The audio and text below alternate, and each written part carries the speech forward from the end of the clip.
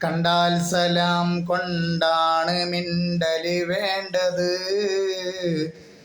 എന്നുള്ളതാ നബി തങ്ങളിൽ നിന്നുള്ളത്.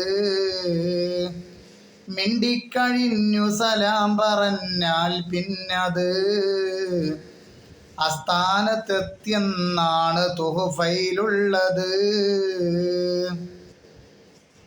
മഹാനായ തഴവ കുഞ്ഞു മുഹമ്മദ് മുസ്ലിയാർ അദ്ദേഹത്തിൻ്റെ അൽ മവാഹിബുൽ ജലിയ എന്ന ഗ്രന്ഥത്തിലൂടെ മുസ്ലിം ലോകത്തിന് പരിചയപ്പെടുത്തുകയാണ്. അള്ളാഹിൻ്റെ റസൂല് പറഞ്ഞ ഒരു ഹദീസ്, ഹഖ്ഖുൽ മുസ്ലിമി അലൽ മുസ്ലിമി സിത്തുൻ, മുസ്ലിങ്ങൾ തമ്മിലുള്ള കടപ്പാടുകൾ 6 ഒരു മുസ്ലിം മറ്റൊരു മുസ്ലിമിനെ കണ്ടാൽ 6 കാര്യങ്ങൾ അവന് കടപ്പെട്ടിരിക്കുന്നു എന്നർത്ഥം. 1, റദ്ദുസ്സലാം, സലാം മടക്കലാണ്. സലാം പറയൽ സുന്നത്താണ്, പക്ഷേ പറഞ്ഞാൽ അത് മടക്കൽ നിർബന്ധവുമാണ്. സലാം പറഞ്ഞാൽ ഉടനെ മടക്കുക. റദ്ദുസ്സലാം അതൊരു മുസ്ലിമിൻ്റെ ഔദാര്യമല്ല, ബാധ്യതയാണ്.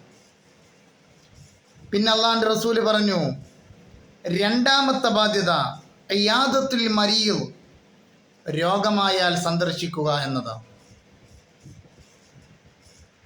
ഒരു മുസ്ലിം, ഒരു സഹോദരൻ അവന് രോഗമായാൽ, രോഗം പിടിപെട്ടാൽ അവനെ പോയിട്ട് സന്ദർശിക്കണം. അത് മറ്റൊരു മുസ്ലിമിൻ്റെ ബാധ്യതയാണ്.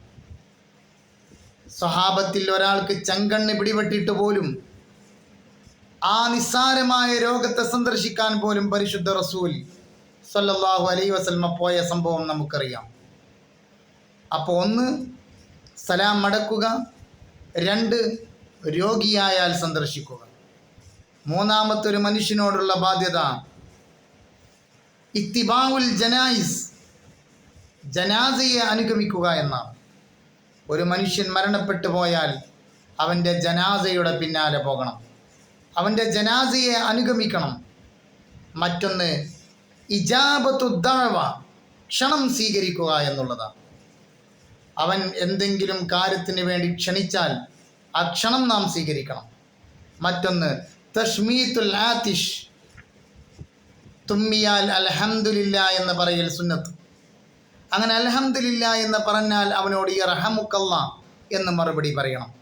സലാം മടക്കുക, രോഗിയായാൽ സന്ദർശിക്കുക, ജനാസയെ അനുഗമിക്കുക, ക്ഷണം സ്വീകരിക്കുക, അതോടൊപ്പം അവൻ്റെ ജനാസയെ അനുഗമിക്കുകയും ചെയ്യുക, നന്മ ഉപദേശിക്കുക എന്നുള്ളതാണ്.